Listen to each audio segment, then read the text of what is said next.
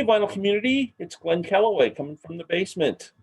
And my special guest today, Sam St. John. Hey, Sam. Hello, hello, Glenn. How are you? How's it? Good. How's it going? I'm just ready for this video. I've been looking forward to it for, I guess, 2 weeks now since we ended our Dylan series. Yeah, we've been excited. We're going to do the Monkees, and we're both big fans. And we're going to have just a general chat about how we got into them, and then rank our top 20 Monkey songs. Neither of us know what the other person's going to pick for 20 songs, so it's going to be interesting. It'll be interesting from an old timer's perspective. Who was I was 13 when the Monkees hit the scene, and yourself, who were in your late 20s, how you discovered them. So let's basically start with that. How did you discover the Monkees, and how did you fall in love with the music? Yeah, I started loving the Monkees 5 years ago, which is crazy. I think last week or 2 weeks ago was the anniversary of Good Times, the reunion, the third reunion album by the Monkees. Like I said, 5 years ago, and I never knew much about the Monkees other than their hits, like songs that were in movies. I knew that they were around during the Beatles. I thought that they were just, kind of a shadow to the Beatles. I knew nothing about their backgrounds, their heritage, whatever you want to call it. And then I saw an article announcing the release of Good Times in 2016, and I was a senior in college at that point. And I think they released You Bring the Summer. It was either You Bring the Summer or She Makes Me Laugh was the first single from that album. And I watched the video, if you've never seen it, check it out. It's kind of got like a Jetsons kind of cartoon feel to it, and just a really catchy pop song.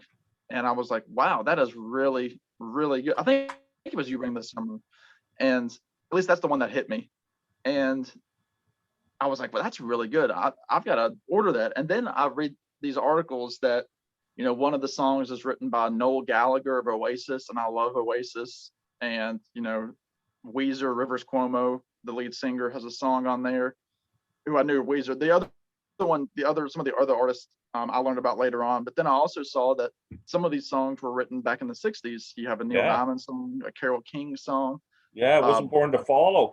I knew it from Easy Rider soundtrack. From the Birds, yeah. And so some of these songs, they were saying, like, we've got some archival music with some new vocals on it. And what really struck me, I guess, and part of the reason I didn't think it was going to be possible, was that Davy Jones had died 4 years prior to this album. And again, being ignorant to the Monkees, I had no idea that at one point, or several times, the Monkees had toured in various incarnations. They were, of course, the four original guys. Then Peter Tork left early on, and it was a trio. Then it dropped down to Mickey and Davy. Then there were no more Monkees. And this and that, the 80s came along, there was no Mike, and then they all got together again in the 90s. So I didn't know any of that. So when I heard that they're having an album with no Davy Jones, I was like, well, how's that going to work? They can't do that. But there's Good Times, and I was hooked. I was like, this is really, really, really good. And actually, it took probably another year or so before I actually purchased another like Monkees out. I think I purchased Headquarters and had it delivered. But my college was also offering a book fair in my library, and I actually don't have it with me, but they had the Monkees' greatest hits at the book fair. It was like a used copy for like $2, and it's like 20 cool. songs. So I was like, I'm gonna buy this. This is, I know at least 5 of these songs. That's worth $2. And I loved almost every single song on it. And some of those things, like, you don't hear them on the radio. And from that point, I started, like I do with anybody that I get into, I fully invest into it. I listen to as much of the catalog as I can. If I like it enough, I'll see if there's any solo output. And sure enough, I get into Mike Nesmith after watching, especially some members in the VC. We were talking before the show. My good friend Tommy Burton down in North Carolina, he was a big Nes fan, is a big Nes fan, and he's done several tribute videos So that got me into Nez. I've got most of Nez's catalog. And yeah, I'm gonna be seeing the Monkees in October. So I'm looking forward to seeing Mike and Mickey together later on this year. But yeah, It's going to be a become great a love show. affair. Yeah, so I can't wait. And that's why another reason I'm so excited to do this is kind of like a precursor to my year of Monkees. Yeah, in case anybody doesn't have this, this is Mike and Get it. Mickey's from their last tour, the Mike and Mickey show, Monkees Live. This is a freaking great album. I just got this a couple of weeks ago on your recommendation, and it is fantastic. It's worth every penny. It I is. would have paid double. I would pay double for it. It is great. I love it. That's very cool. Wow. So you became a big Nesmith fan.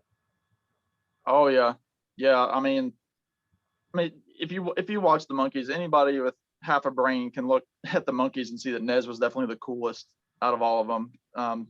He wasn't necessarily the most musical. I mean, he was one of the two musicians in the Monkees, with him and Peter being in one camp, and then Davy Jones and Mickey Dolenz in the acting theater camp. Yeah. Mm-hmm. Peter, of course, was the big folky out of the Village in New York. That's He right. could play anything. And everybody always, in the show, he was kind of put as like the doofus and the clown, and he was always like, he was kind of like Ringo, except he was even given less than Ringo as output, because at least Ringo was playing on the songs. Of course, the Monkees history, they didn't play on their first couple of albums. They played on Headquarters, which was kind of their baby. And then future albums, they kind of were in and out with other studio guys. I will say, before I forget, that if anybody from the Rock and Roll Hall of Fame watches this video, or if anybody knows somebody from the Rock and Roll Hall of Fame that watches this video and can reach out to them, the Monkees belong in the Rock and Roll Hall of Fame just as much as anybody that's in the Rock and Roll Hall of Fame. I agree. Look, the whole argument with the Monkees, even now, which is crazy, because the show, we're coming on almost, we're coming on to almost 60 years of the Monkees. And you look at people like the Mamas and the Papas, you look at people like the Byrds on their first couple of singles, you look at people like Simon and Garfunkel, all of whom are in the Rock and Roll Hall of Fame, all of whom had studio musicians. Yeah. The Beach Boys. Also the Beach Boys, Pet Sounds. It's considered the second greatest album of all time. It's essentially a Brian Wilson solo album. Yeah. With some Beach Boys backing vocals. And look, the Monkees, they have influenced dozens and dozens of especially the kids that grew up in the 80s, who are now, into indie rock. They're the alternative rockers, a lot of whom wrote the songs on Good Times. They watched the Monkees reruns on MTV in the 80s and got hooked, because they were as much of a band to them as, the Beatles were to their parents. Well, and being around at the time, they were a band to me. I never thought about it, like I just thought of them as a band. I'm sure you'll mention you saw them live playing their instruments. So playing their instruments, yeah. So that to me, it's a popularity thing, and it's almost too late now, because once they're in, it's, for me, when the Monkees finally get in, because I know it's going to happen. Mm-hmm. The problem is, of course, half the group, Peter and Davy, have both passed, and I think Mike kind of has a cold shoulder to the whole thing anyway, as he's done with the Monkees his whole life. Yeah. But in terms of historical significance and having their names in the documents, they have every right to be there, and I think they should be in there where Mike and Mickey can at least sing a song at their induction ceremony. Mm-hmm. But anyway, and that's my rant. That's for another video. Okay. So I'll hand it over to rant today, ladies and gentlemen. That's good. To get off of my Rock and Roll Hall of Fame. Get off of my lawn. Exactly. Yeah. That's cool. Well, being the old timer in the group here, I was 13 when the Monkees show came on TV. I was trying to get the dates all straight today. I saw the Monkees in 1967 on their first tour at Maple Leaf Gardens in Toronto, and but I was trying to get my head straight on. They marketed that really well. Like, they released Last Train to Clarksville on the radio before the show started. Yeah, yeah. So you got a taste of it. And Last Train to Clarksville is a great frickin' song. I mean, if you just heard that in the radio without knowing the history of the Monkees, you wouldn't be thinking, that's just a bunch of actors pretending they're a group. I mean, that's just a classic 60s song. And so we heard the song before the show started, and I remember being excited to see the show. And it started in September of that year, 66. And then the first album, the Monkees album, came out in October. So they kind of spaced it all out. And then more of the Monkees didn't come out until January of 67. So they gave that album time to percolate through the Christmas season. And I remember getting it right away and just being freaking monkey nuts. I was like, the Beatles were, they'd done their last tour, although we didn't know, it wasn't like announced that they went touring. And Monkees just kind of took, they were like right there for me. Like I was Beatle crazy, but the Monkees just took over for me for a while. I gotta say, I probably liked them better for a bit. And yeah, it was nuts. So I saw them in, they played here in April of 1967. And I went with a buddy from school, and it was an afternoon show, which was weird for a rock and roll show, but I guess it's because they figured it was all kids. yeah, yeah. Type show. So Who all was on the who was on the bill? Was there anybody it else? wasn't Hendrix. I don't know who the opening act was. I can't remember. But I know it wasn't Jimmy. He was gone by then. All 8 shows that he did, or however many. Yeah, I wished. But anyway, yeah, it was kind of like there's that one episode in the program where they show them on tour. Kind of, it was like a documentary style. It was pretty much like that when they show the film clips from the shows where they came out and they did Last Train to Clarksville and everything. I actually researched the set list. I found the set list. Oh. And they started with Last Train to Clarksville. Then they did The Kind of Girl I Could Love, Sunny Girlfriend, Mary Mary, I Want to Be Free, Your Auntie Griselda. And then Mike did that. He does a great version of You Can't Judge a Book by Looking at the Cover, that blues song. Yeah. That by himself. Yeah, that was cool. Because they played like 3 or 4 songs together, and then they came out individually. They did solo bits, yeah. Yeah. And Look Out, Here Comes Tomorrow, I Got a Woman, which was when Mike comes over and throws the cape around his shoulders, and he throws the cape off, and he comes back. It was like the James Brown routine. Yeah. And then I don't recall this, but If I Could Shimmy Like My Sister Kate, which is like a song from the 20s or something. I don't know. I could have swore Peter came out and played his banjo and did Cripple Creek, which was I think a lot. Yeah, yeah. And then Take a Giant Step, which is and then Stepping Stone and I'm a Believer were the last 2 songs on the encore. Or there wasn't even an encore, I don't think. Could you hear it? Like, could you hear the? There was a lot of screaming. You could tell what the songs were, but it wasn't like a concert you go to nowadays where you just sit and enjoy the music. It was pretty bad. Couple of things from that concert I found out. So they got paid $75,000 for that show, which is the most money any band up until then had ever been paid for a performance at Maple Leaf Gardens. And you're talking 3 Beatles shows, you're talking the Stones, you're talking Elvis, you're talking like a lot of big name acts. The Beatles got $90,000, but they did 2 shows, so really they only got a show. And Monkees got $75,000. It was a record for a while. Pretty cool. But I'm glad I got to see it, and cool. It was pretty cool. Yeah. Very nice. I got a story I got to tell. It's kind of a confession. So the second album comes out in January 67. I don't have any money to buy this. My buddy, I'll even mention his name because he's probably not, I don't know, he probably wouldn't know. His name was Robert Horton. This guy in my class, and we decided we both wanted to get this album right away, but neither of us had the money and didn't want to ask our parents for money. So we came up with this scheme. There was a department store, like a 10-minute walk from our house, called Simpson's, big department store. They had a great record department. So we thought we'd walk into the Simpsons store nonchalantly, 2 13-year-old kids, and they have these shopping bags that you can buy. You put a nickel in this little thing, and it releases a shopping bag, like a paper bag with a rope handle, and that's what Yeah. you shop with, right? Went around, you put your stuff in the bag, and then went up to the cashier and paid for it. So we thought, here's our big plan. We grab one of these shopping bags for a nickel. We casually walk over to the record department. We grab 2 copies of more of the Monkees, put them in the bag. We'll walk around the store a little bit like we're just shopping still.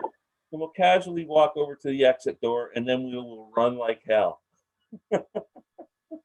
So we get towards the exit door. My buddy's ahead of me, and I'm carrying the bag with the records in it, of course. I'm the idiot. All of a sudden, 4 of these people are on top of us, and my buddy through the door first and runs out. And he was like an Olympic athlete. This guy, I didn't know he was like that. I was scared. He took off so fast, he was like a cloud of dust. And I'm standing there with 4 security store detectives. I'm on the floor. They're holding me down. Like the records are over here, and they pick me up, and they're scared the shit out of me. They take me into this room, and they just scared the crap out of me for like half an hour. I was just like, oh my God. And they made me call my parents.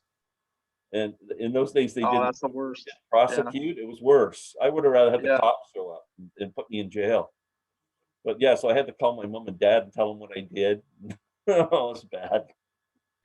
How long did it take you to finally get the album? You know what? It wasn't long after, because I really did feel guilty about what happened. Like, I've never stolen a thing since in my life. It scared me straight. And my parents felt sorry for me. After a couple of weeks, they ended up giving me the money to go buy the record. So I had it at some point pretty quickly. But anyway, that's my. See, I'm a fan. What can I say? Oh man.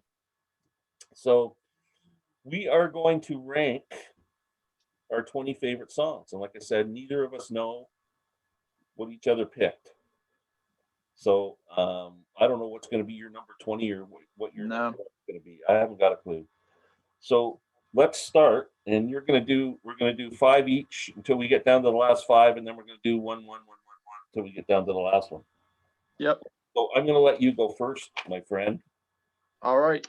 Yeah, and as I mentioned, so keep in mind, I'm a Nesmith fan. So the songs that you might know as the Monkees, you might not know some of these songs, but again, I'm a Nesmith fan. But I try to give a good balance here.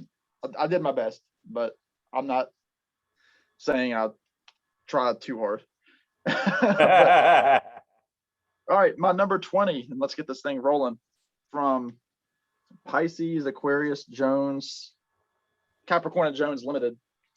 Number 20 is Going Down, which is a classic live staple. It's almost a scat form song that Mickey does. It's always a big deal in concert. He wears like the what's it called? He wears like the cloak, and he bangs on the drums with like the big drum. The kettle drum. Yeah.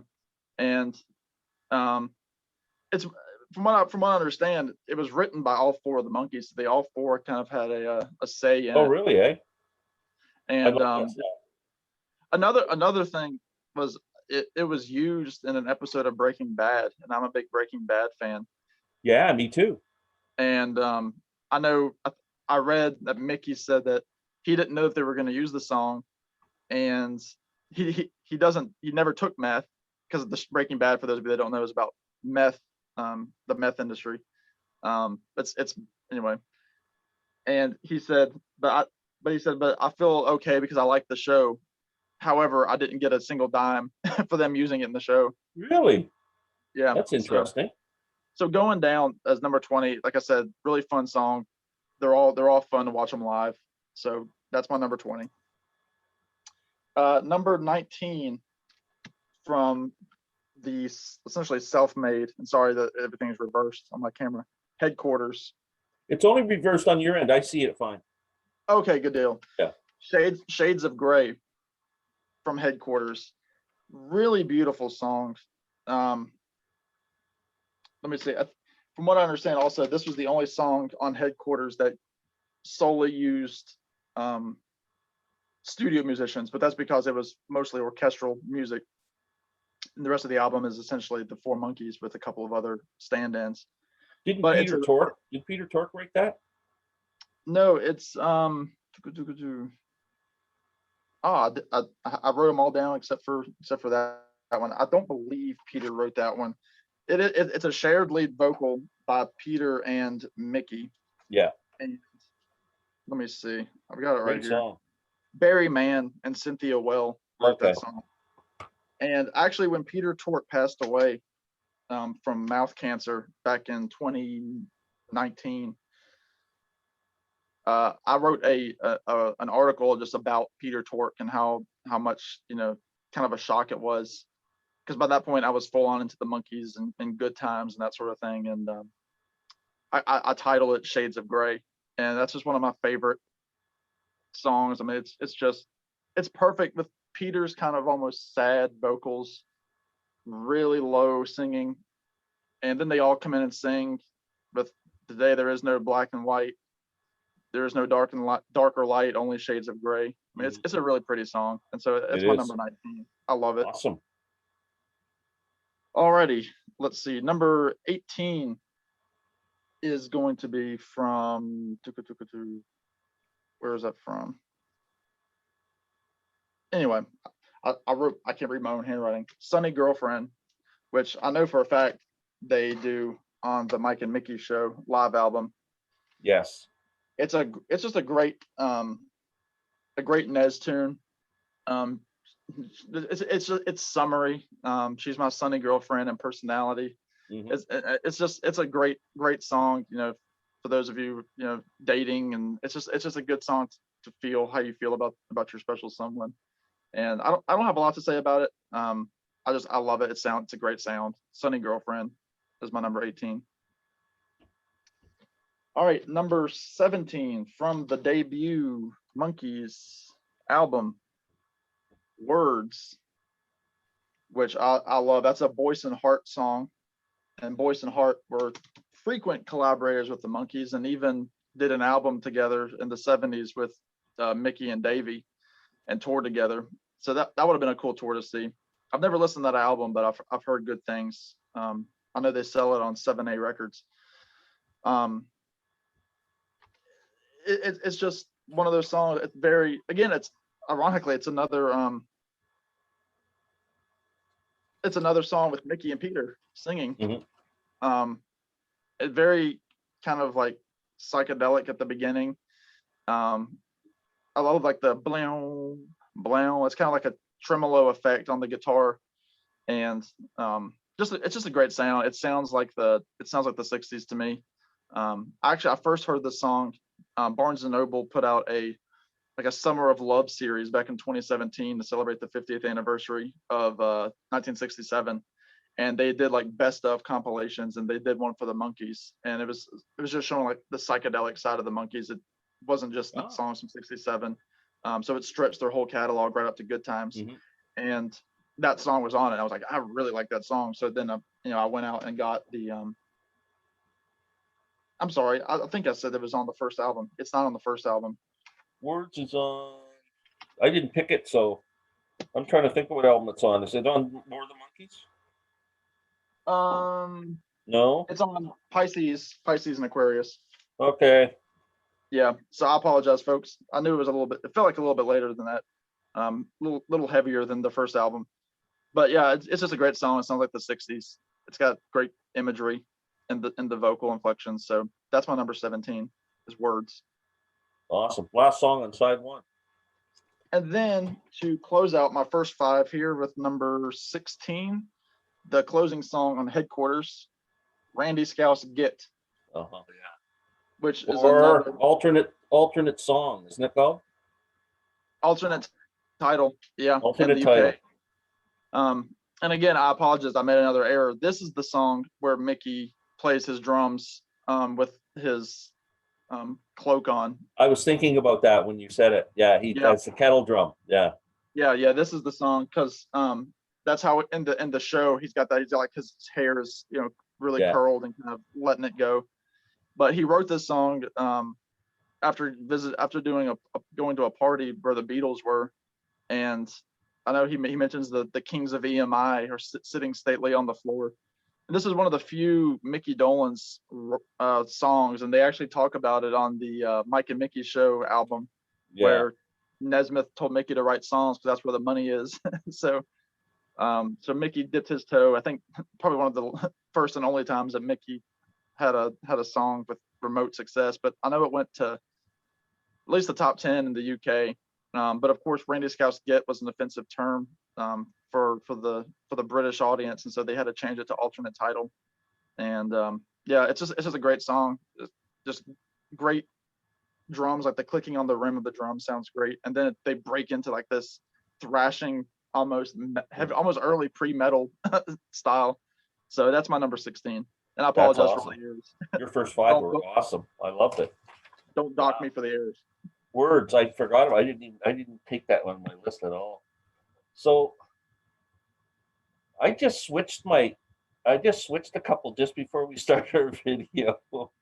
And I don't know if I should have done that or not, but the first song I'm picking is a Nesmith song. Sweet Young Thing. I love that song. I had it ranked higher, but I put something else in there and had to move something back. And I ended up moving it back. But I had it up to like number 13, so I really like it. But like I said, I was just at the last minute going, I got to find something to move back down. So Sweet Young Thing, Mike Nesmith. Love the fiddle in that. Oh, killer. My number 19 off of Headquarters, which I think is my favorite Monkees album. You're Not Alone. Yeah, love it. The opening track, You Told Me. Oh. Another Nesmith song. You think you're pulling a lot of Nesmith in this list. Wait till you see Bring mine. it on. The more the merrier. Okay, number 18. A Mike Nesmith penned song. He wrote it from More of the Monkees. Mickey sings it, Mary, Mary. Another great song. Mary, Mary, where you going to? Rockin' song. Yeah, rockin' song.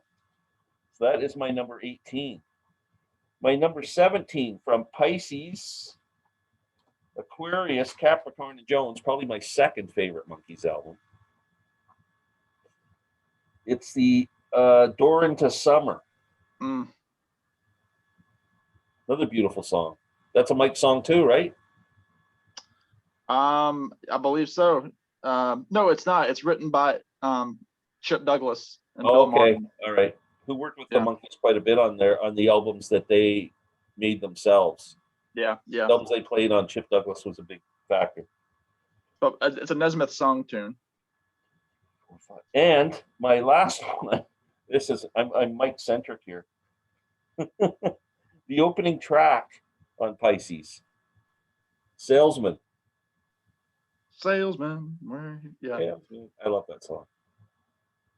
And so that's my first 5. Hey, nothing wrong with those. Yeah, they were pretty Mike centric, weren't they?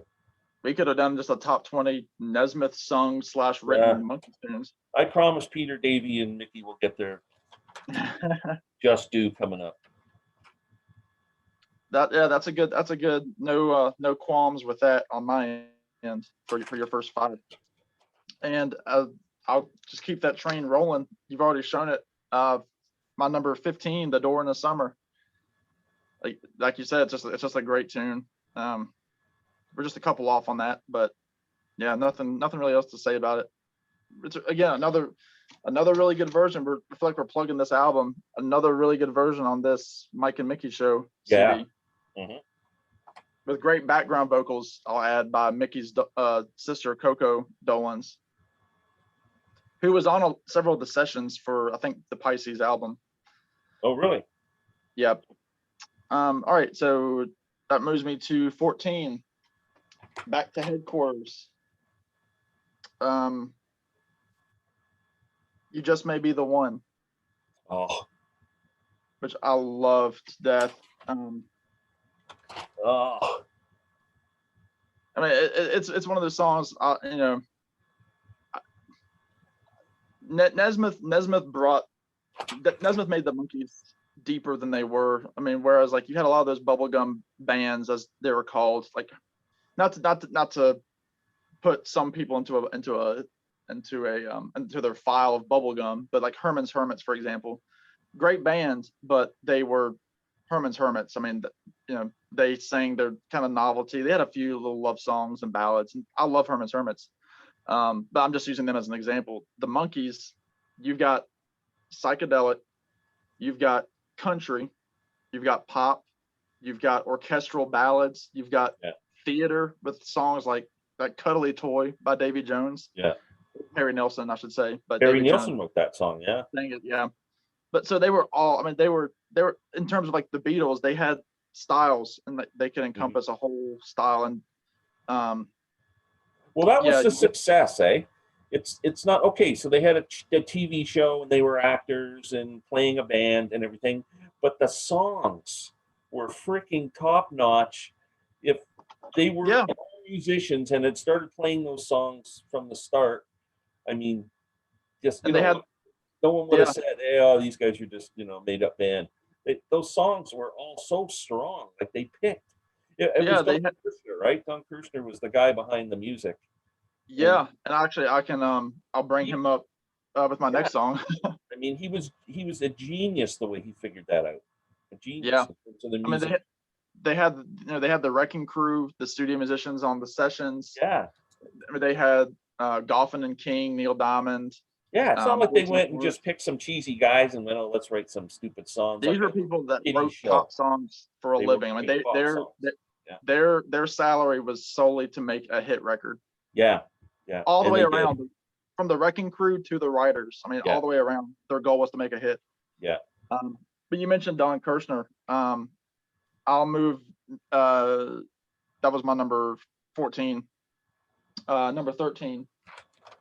You just mentioned it as well. Mary Mary from More of the Monkees. And I've got this really cruddy version that's like split on both sides. I don't even remember how much I paid for it. I don't even know if it's playable. But yeah, Mary Mary. That looks like the one I tried to steal. Yeah, this is in that kind of shape, yeah. This is the I think this is it's an original pressing. But it's really, really cruddy. But Mary Mary, another Nez tune. It was actually, I didn't know this, it was first recorded by the Paul Butterfield Blues Band. Yeah, they do a great version of it. And first album. That's crazy, because Nez, as a songwriter, had songs, by other, of course he did different drum that the Stone Ponies did before he was even Michael Nesmith. Yeah. And then later, Mary Mary in the 80s was covered by Run DMC as a rap song. Mm-hmm. And except they changed it to Mary Mary, Why Are You Bugging?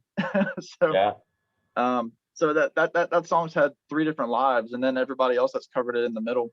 And you mentioned Don Kirshner, More of the Monkees, just to give a brief history lesson. This was the album just before Headquarters that the Monkees didn't even know was coming out, because they recorded like 30 or so songs during these sessions, and they had no input in terms of what songs were going to be coming out on this album.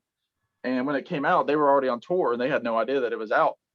And so those before Headquarters, that was the famous Mike story where he punched a wall and his fist broke through the plaster, and he kind of looked at Don Kirshner and said, "That could have been your face," because we had no input into those songs. And Mike says this is, I think he said, this is the worst album of all time.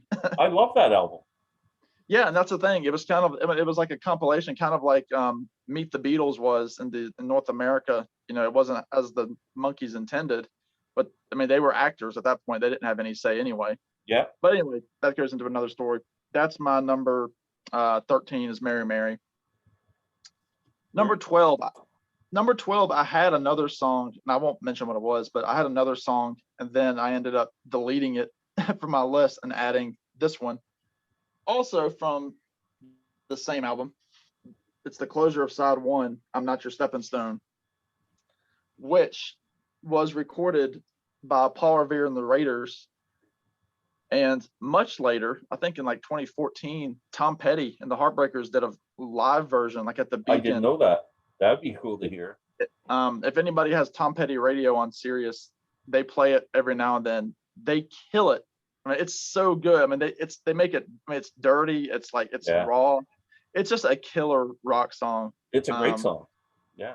But it's just, you know, again, it's another Boyce and Hart tune. So those guys were just geniuses with the stuff that they had out.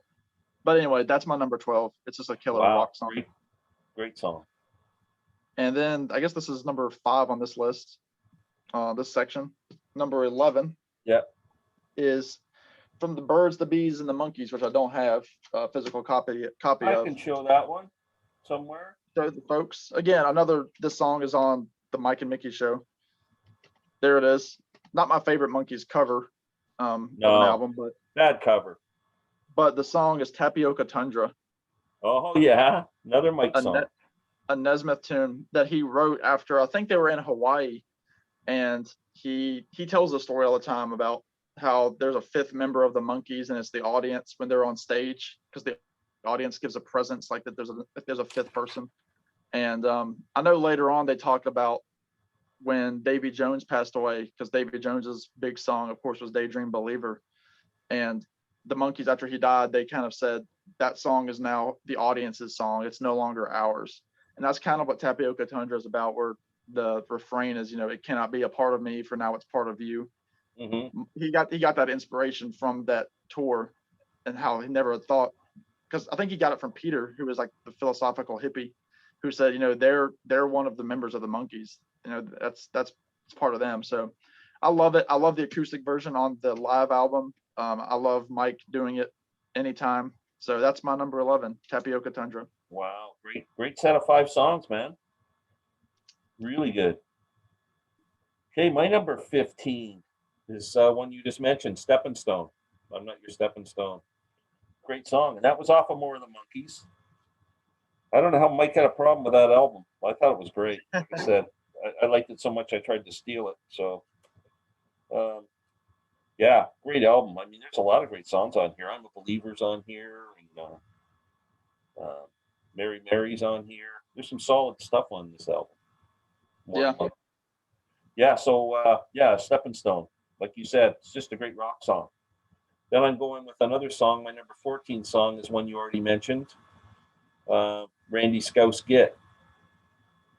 So, like you said, Mickey wrote that after Mike encouraged him to start writing songs so he could make some money, because Mike was smart enough to know that's where publishing is where the money is. And he wrote that, Randy Scouse Git. So it is a derogatory term. We won't go into all the things, but I think Mickey said he was watching TV and he kept hearing these terms on a TV show or something. Yeah, it was on television. There were some part, like I think that was just a term for a certain person from a certain part of London or something. Yeah. Scouser, right? And a git is your stupid git. I mean, the Beatles. Just what song was Sir Walter Riley? What a stupid git. Yeah. So and Randy. So it's but he had to change it. It's alternate title, right? Yep. It is a great song, and like I said, the kettle drum at the end when he does it is really cool. Next, Circle Sky from Head. I don't have the Head album to show, but they do a great version of that on the Mickey and Mike show album. Yeah. And so Circle Sky. I got to get the Head album. It's an album I'm going to be looking for. Number 12 for me, one you mentioned already, Sunny Girlfriend from Headquarters. Like I say, just a great pop song. Just a fun summer pop song. Great song. They also do that on this Mickey and Mike album, don't they? They do. It's track number 2. Yeah. So like this is getting a lot of love here today. Get it. Everybody who hasn't gotten it. It's amazing. And number 11, which is the last of my 5, Take a Giant Step, off of the first album. Indeed. I think this is an amazing song. It was written by Carole King, is it? I believe, yeah. You know who else does a great version of this? A blues version is Taj Mahal. Really? Yeah. As a matter of fact, I think he has an album called Giant Step, which is kind of like. That sounds very familiar. Yeah. Yeah, he does check it out. Go on YouTube and listen to it. It's really good. It's a great song. Take a giant step outside your mind. It's kind of a psychedelic kind of a thing, I guess, and lyrically. And yeah, that's my 5 songs.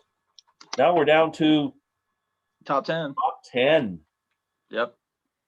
Yeah, this was a song that at one point, probably 2 years ago, this next song was a contender for top Monkees song. But I got deeper into their catalog and learned more songs, even though this is a deeper cut. Again, from the Pisces album, What Am I Doing Hanging Around? Oh, great country song written by Michael Martin Murphey, who was a friend of Nesmith. And I think I've heard Michael Martin Murphy has done this song himself, and they both kind of did back and forth with each other. I think later on Mike does a Michael Martin Murphy song on one of his solo albums. I don't want to say which one. I don't know if it's correct, but they were good friends and they traded songs back and forth. So it's just a great country song. Mm-hmm. It's just, you would think it was a Nez song if Michael Martin Murphy's name wasn't next to it. Absolutely, he owns it for sure. So that's my number 10. Number 9, Back to Headquarters. I believe you just mentioned it. It's the opening track, You Told Me. Yeah, great song. Which is like a proto bird song almost. It's got that birds down, down, down, down, down. Like I'll Feel a Whole Lot Better. It's been used in 100 different songs. Yeah. That's why I like it. I love the birds. I love the jangle. It's very jangle pop. Great opener. Plus, you don't think of Nesmith, like when you think of the Monkees, you don't think good singers. Nesmith's a heck of a good singer. Great singer. He has a high roof to his mouth. I mean, because he spoke so low with his Texas drawl, but his voice, he's got a high voice, and it's on full display on that song. So he has a lot of range in his vocals. He does, and check it out if you don't know it. Anybody, You Told Me, number 9. Alrighty, we're moving into jump way ahead to the 21st century. To number 8, You Bring the Summer. Wow. And I just mentioned it earlier. I absolutely love this song. My youngest sister, I've gotten her into the Monkees through this album. I mean, we know it by heart. Like every song on that album we know by heart. And it's like if we're riding in the car together, that's one of the albums that we can agree on. She's about to be 20 in a couple of weeks.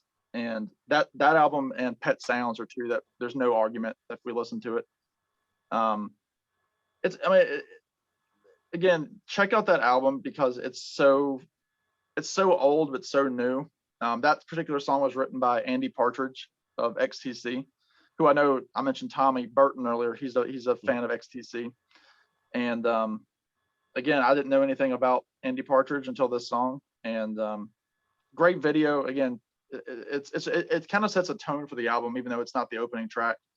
So check out You Bring the Summer. Now it's funny, when this album came out, I saw the reviews of it and they said it was good, and I went to my local store to buy it. It was like $20. I'm going, I'm not going to buy a new Monkees album for $20. It's probably going to suck. I just thought my first impression was I'm not going to like this. It's not how good can the Monkees be, like doing this with only 3 members? Yeah. Yeah, and then I found it in a used bin for like $8. And then I went, oh, I got to check it out. And then I bring it home and I'm going, this album's freaking great. I would have paid $20 for this. That was my summer album of 2016. No question. Yeah. I love it. So yeah, that's my number 8. Number 7, can't believe we're number 7. You just mentioned it. I don't have the record. Circle Sky. Fantastic rocker. Fantastic. I don't have head either. You got to show this. Yeah. His vocal is just through the roof. Just that first Circle Sky, like it's great. It's great in the 33 1/3 revolutions per Monkey TV special. Very psychedelic scene. Yeah, I mean, I think this particular song did cause some stress with the band because it was Nez with a bunch of studio guys. He didn't invite the others, and by this point they were mostly creatively in control. And it's Nez with the studio guys. And this was, about the time that Peter was about to leave anyway. And that the whole period, like with Head, was stressful for everybody. And they were done with a TV show. They were done with touring and putting out 2 or 3 albums a year. Who wouldn't be? Getting shirts torn off of them as they're running to hotels. It's crazy. But I was talking about this with Glenn before we started filming. This album here is the new Dolan Sings Nesmith album, where Mickey Dolan sings Mike Nesmith tunes, both from the Monkees and from his solo career. And Mickey does a incredible version of Circle Sky on that album. I was telling Glenn earlier, it's like if you're a fan of like Within You Without You from Sgt. Pepper, but like better orchestration, like with more strings. It's like it's that song alone is worth that album. And it just even made me push that song further, closer to the top of my list, because I've always loved it. But it's just fantastic. It's a great Nesmith. It's a rocker. So that's my number 7. Wow, that's a great song. Number 6 to round off this little segment. Let me see. There it is. Back to Pisces. Pleasant Valley Sunday, which at its base, when you're listening to it, just a catchy pop song.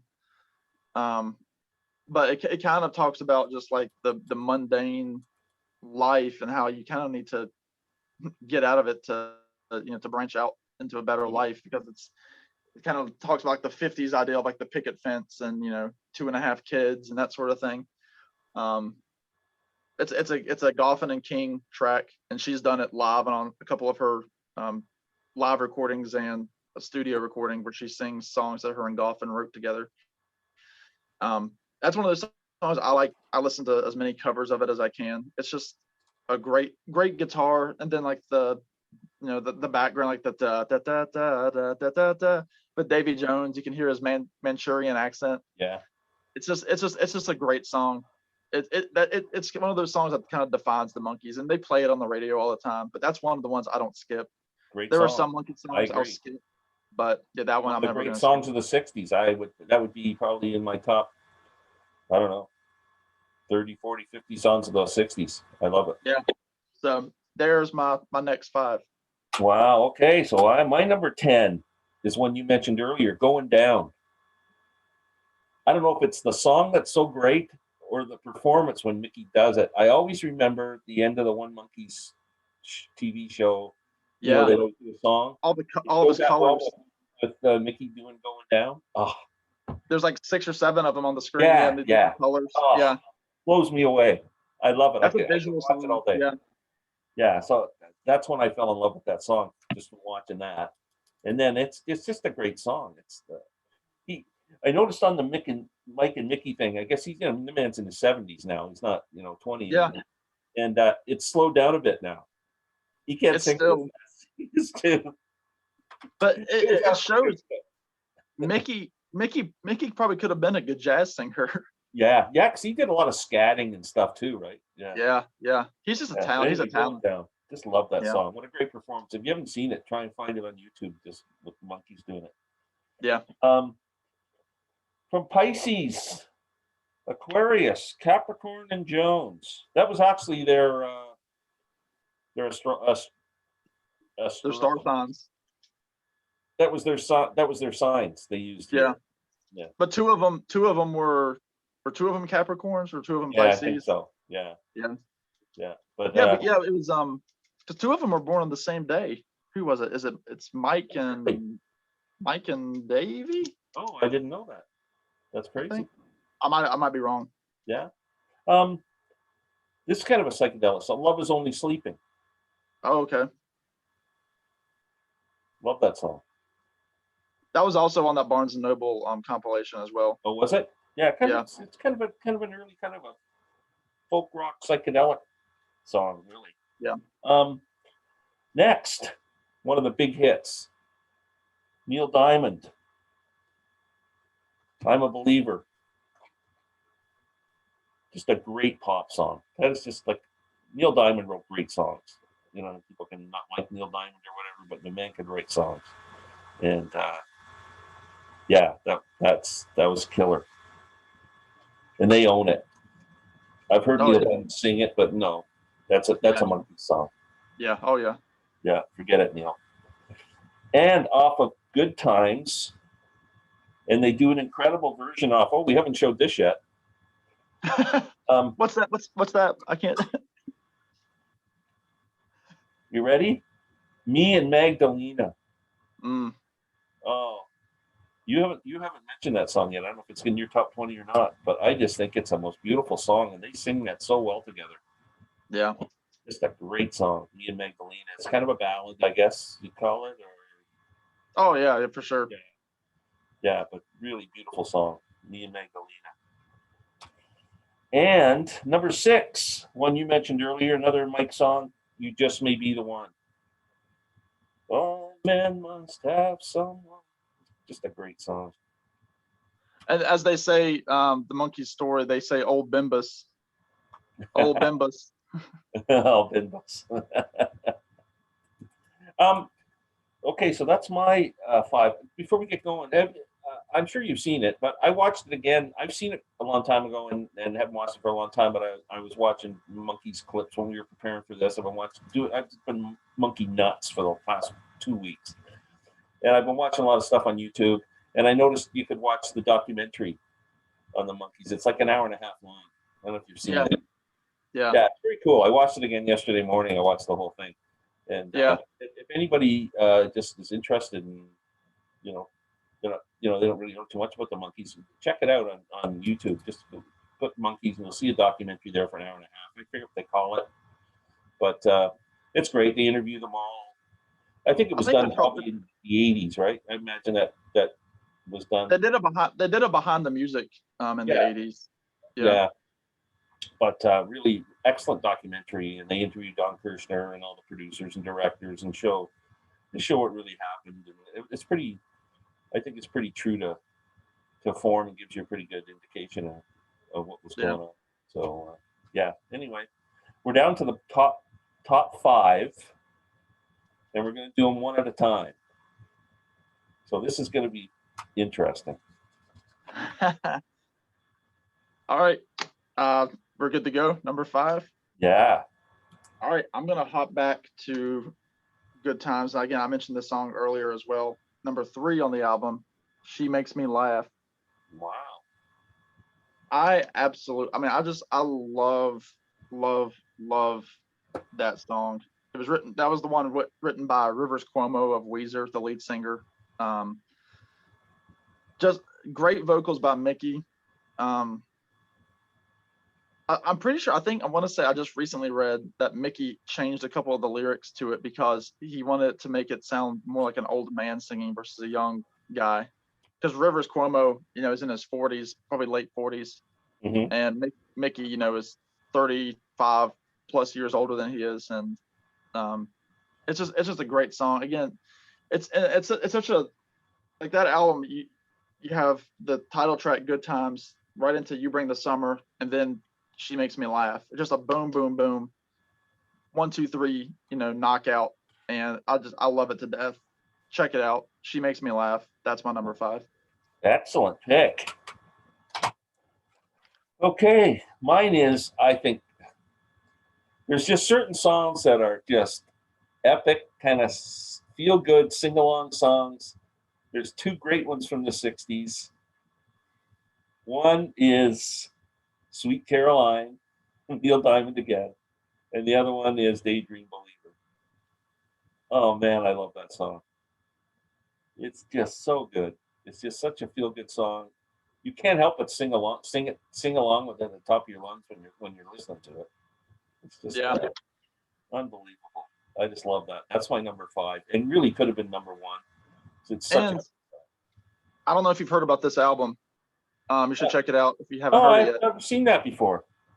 Check that out. It's called the Mike and Mickey Show. Oh, thank you. What's really cool is, like I mentioned it earlier. I think it was during this video. It might have been before we were talking. I think it was during the video where they were saying that, this song belongs to you now. And usually, like, I know at least the year that Davey died, well, the end of that tour, they played Davey singing that song, Daydream Believer. Oh. And, everybody, the audience was singing, and the band was playing live, but it was Davey's voice over the. Okay. But this is, I prefer almost this version because they don't play Davey's voice and it's Mickey singing. Yeah, he does a pretty good job on it. Yeah. So cool. Before I go to number 4, real quick, if you can you rank the Monkees in terms of your favorite, from your least favorite Monkee down to number 1? My favorite is Mike. Yeah. I really have a hard time choosing between Mickey and Peter. I think I like Mickey's voice obviously a lot better. Peter didn't have a great singing voice, but he's a talented musician. But I like Peter. I thought he was a cooler guy. I mean, he was involved in that whole Laurel Canyon scene, and Yeah, I think he lent David Crosby the money to buy his boat, didn't he? I think so.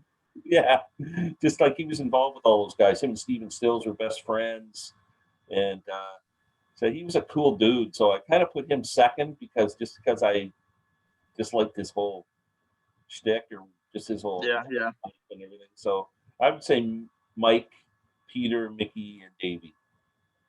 Yeah. For me, from least favorite, Davey.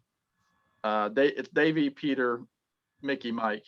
Yeah. And yeah, Davey, he was too theatrical. I wonder if it would have been an interesting dynamic if they would have just picked another, like, obviously they wanted a teen idol involved. Yeah. So Davey was a cute one, right? You could put him on the magazine covers, and He was small, yeah. So yeah. So I'm pretty sure they kind of typecast that member. Yeah, I think he was the only one that he had already gotten the role. Yeah, right? Yeah.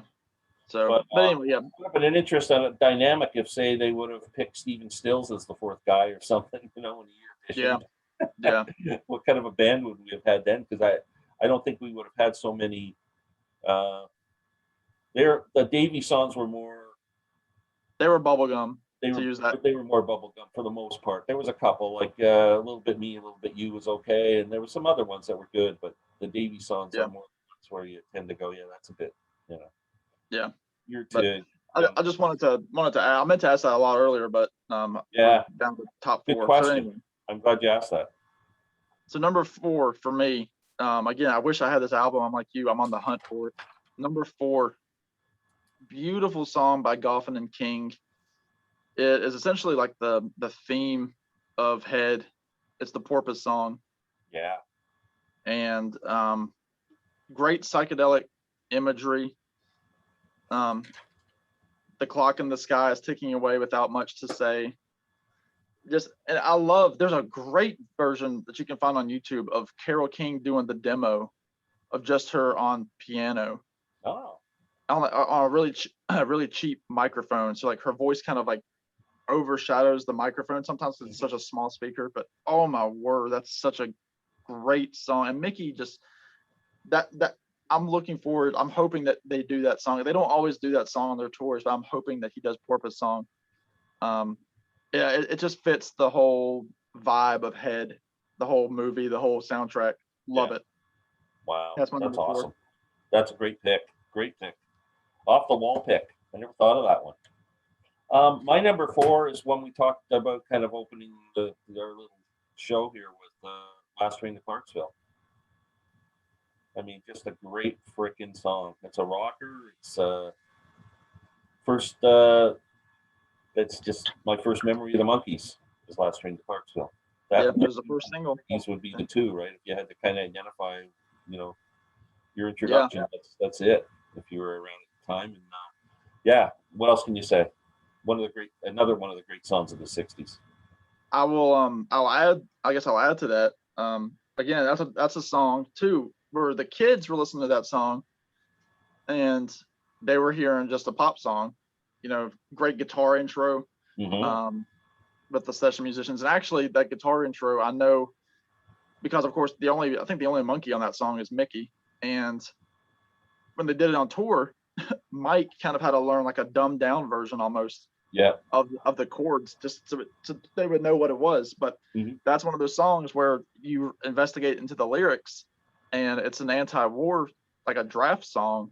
Like it's a guy going on a train and he might never see you again.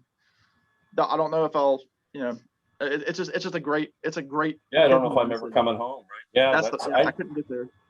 Yeah, I never really thought about it as an anti-war song. That makes a lot of sense. Yeah, Wow. and that, yeah. I mean, again, what can you say? It's a great intro. The intro makes that song into what it is. Yeah, absolutely. Good pick. Okay, we're up to number 3. All right, this is an album pick that we haven't mentioned this album yet, and it's one I don't have all the Monkees catalog, but this is one that I don't know if you have it or not either. It's from the Monkees Present. No, I don't. Album. Michael, David, and Mickey. The song is "Listen to the Band." Oh yeah, great song. Which is just a great song. Again, also used in the 33 1/3 revolutions. Doesn't Mike Nesmith write that song? That is a Mike tune. Yeah. It's a Mike tune, and I'd learned today it was the first Nesmith A-side of any of their singles. Of course, by this point, Peter had left the group. You know, earlier, and this was the second album without him. But it's one that he also did that Mike did later on the Loose Salute album. It's his second First National Band album. Where he did it was not a great version, like a cover version of his own song, which was only by that point only a year and a half old anyway. Yeah. So it was kind of weird that he redid it, but the Monkees version is killer brass section. Again, it's 1969. It doesn't really sound like 1969 where you had stuff like Abbey Road coming out, but just a great. It kind of fades off on itself, and then Mike just gets real close to the mic. He's like, "Listen to the band," and then they kick in on the brass. It's a great song. It's a great. I believe it's the penultimate track on the Mike and Mickey show. So "Listen to the Band" is my number 3. Great pick. Love that song. And again, that documentary that I watched yesterday, I was talking about, they show a version of the Monkees playing that song on a soundstage or something, like working on it, kind of thing. Yeah. It's pretty cool. Yeah. Okay, my number 3, Pleasant Valley Sunday. Already talked about it. I think it's a great example of the '60s. Just is the lyrics, the guitar, the whole sound of the song. It's a great song. Pleasant Valley Sunday. Great songs. Yeah. Like I said, it would be in my top 30, 40 songs of all time, probably. Wow. Good pick. I can't fault you for having it that far down. Okay, there's one song. I'm looking at my last 2. There's one song we haven't mentioned yet, and I'm wondering if you're going to mention it. I think you are. So we'll see. Let me see. Well, for my number 2 pick, I'm jumping back to the first album, the Monkees, Papa Jean's Blues. That's the song? That's the song I was thinking about. I mean, it's a quick little song. It's less than 2 minutes long. That rhymed. I didn't mean for it to. And it's just great. No heartaches felt, no longer lonely. Like it's just so many lyrics fit into this little minute 45 second song. And that's another one where I picture the show where it's just them playing on the stage, Mike in his hat and Davey, with the maracas, doing their thing. And they use it in several episodes, but there's one particular scene. And Peter was playing the banjo when the Monkees do it on the show, right? Yeah, I think so. Yeah. But of course, of course, with a lot of these songs, I think only, I think Mickey sings background on the studio version with Mike. Yeah. But again, I know we haven't mentioned this album yet, but if they do an acoustic version of it on this album, yeah, sounds fantastic. I didn't bring it down with me. I didn't even think about it. But talking about 7A Records again, they put out when Michael Nesmith got back together with his band, which anyway, he had a solo tour back in 2018 or so, and he didn't do hardly any Monkees songs, but he does Papa Jean's Blues, just him on guitar, and he's live at the Troubadour and he's playing it, and then the audience starts singing, and you can tell he's tickled by hearing it, because that was a song that he had before the Monkees, and there was one that he played when he was at the Troubadour, and played like 4 or 5 songs before he was hired as a Monkee. So he wanted to play it in the Troubadour because he played it there like 50 years prior. So that's my number 2 song, Papa Jean's Blues. Wow. Okay, so my number 2 song is Papa Jean's Blues. Very cool. It's also cool that they let him put that on the first Monkees album too. It's only original song by one of the Monkees. It wasn't Poison Heart and Carole King and Goffin, and no, that's a Mike Nesmith song. It's the best song on the album as far as I'm concerned. Always, from the first time I heard the album, it was my favorite song on the album. Probably what made me become a Mike fan more than the others was that song. And it's just great. And like I said, that Mike and Mickey album, I can't say how much I love this album. I mean, we've talked about it 100 times and shown it.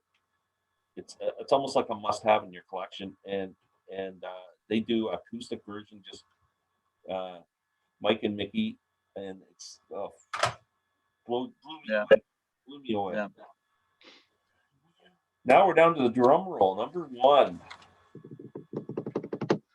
All right, you mentioned the song earlier, and you mentioned my number 1 earlier too, so this will be interesting. Cool.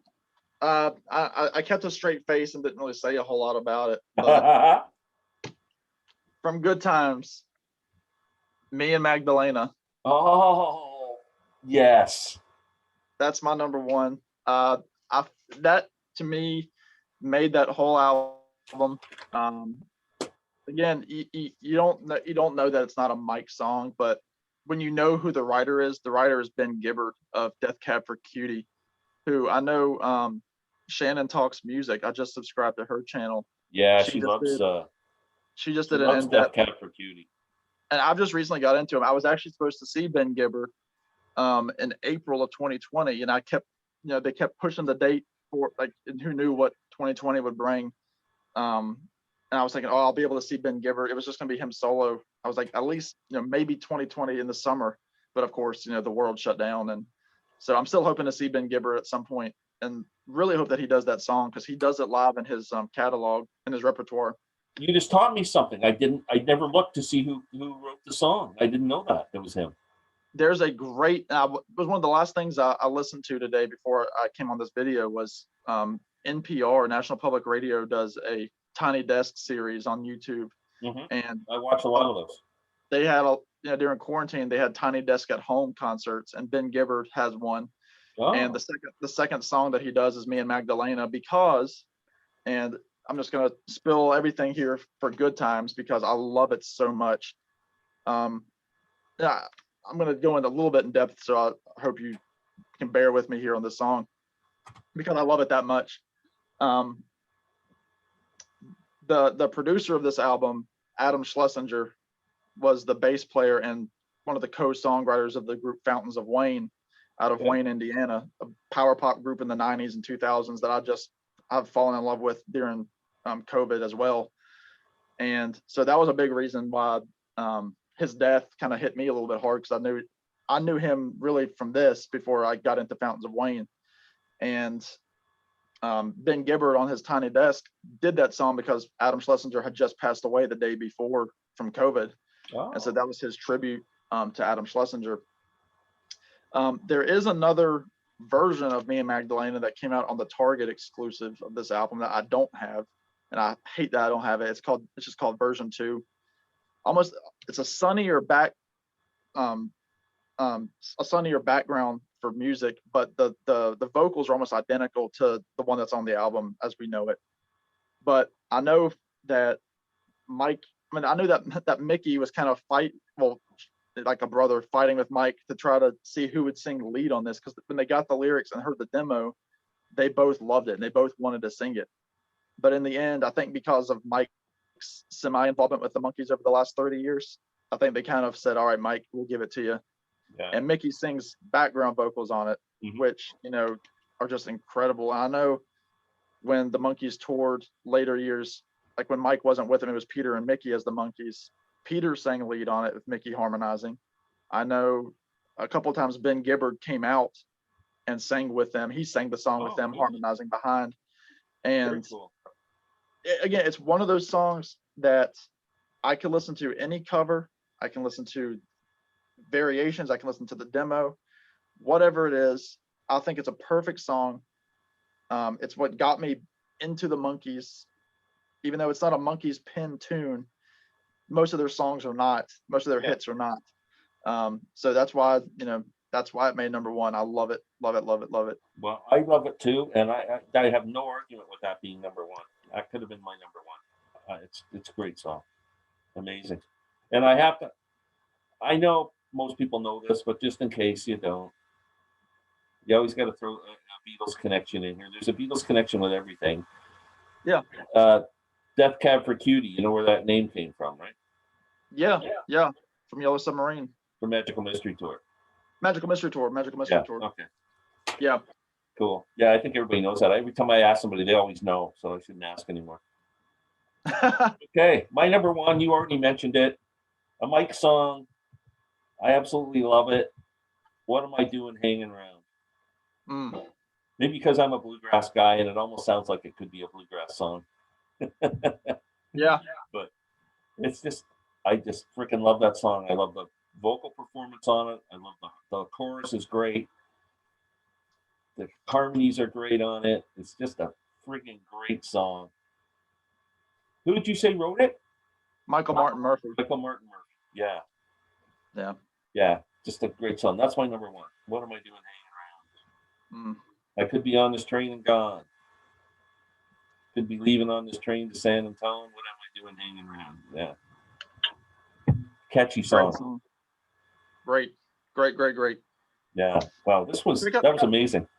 People check out the Monkees. I mean, they're more than their hits. Yeah. When you go on, I don't know how many people frequent the Steve Hoffman forums, but there's a Monkees fan club on that forum, man. They you want to read about Monkees and meet Monkee fans, go into the music forum and Steve Hoffman and just do a search on the Monkees. There's like an ongoing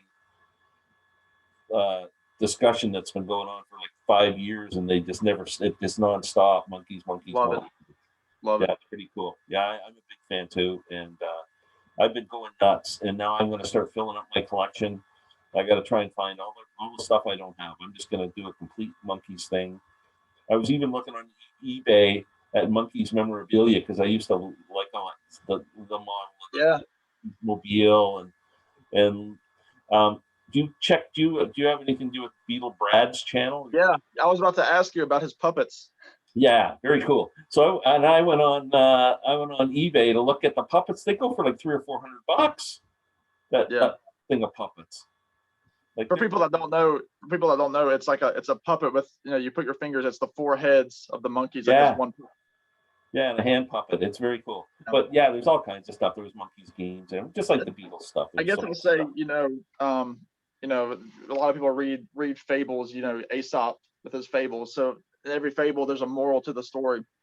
I would say if people skip to the end of this video and they get one thing out of it or 2 things, I think you might agree with me. 2 things. They need to buy Good Times, and they need to buy this album, The Mike and Mickey Show. Yeah. If they do nothing else with this video, get those 2 albums and you'll be on a whole ride. You'll be on the last train. I agree. Then you'll probably start going back and buying all the original albums and stuff. Yeah, I agree. That's great advice. We'll leave it at that. Thanks so much, Sam, for doing this. Everybody, we hope you enjoyed this. Hey, we're the Monkees. We'll Peace be out. back.